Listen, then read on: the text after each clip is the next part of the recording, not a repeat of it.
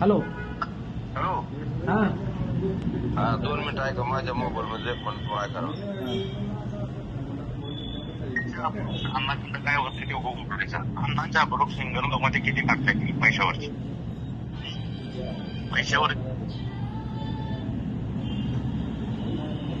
पैशावरची किती काढता येतात आपल्याला हिंगणगाव मध्ये यादी व्हॉट्सअपला टाकून द्यायची. साहेब इतकी निघू शकतात. आलं लक्षात. सरपंच हा जवळमध्ये समोर मी बोलतोय मुस्लिम असं दलित असं याचं काय करायचं किती म्हणजे काय आता तोंडी नुसतं गोड गोड बोलून नाही.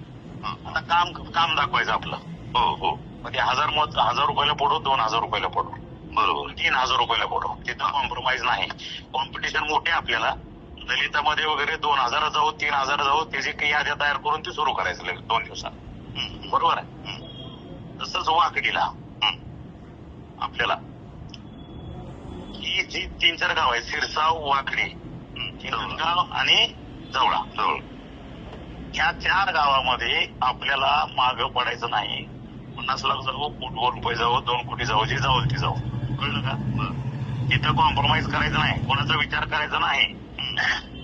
याद्या तयार करायच्या सुरू करायचं. कळलं का. बरोबर. सेन्सिटिव्ह मतदारसंघ झालेला आहे प्रचंड.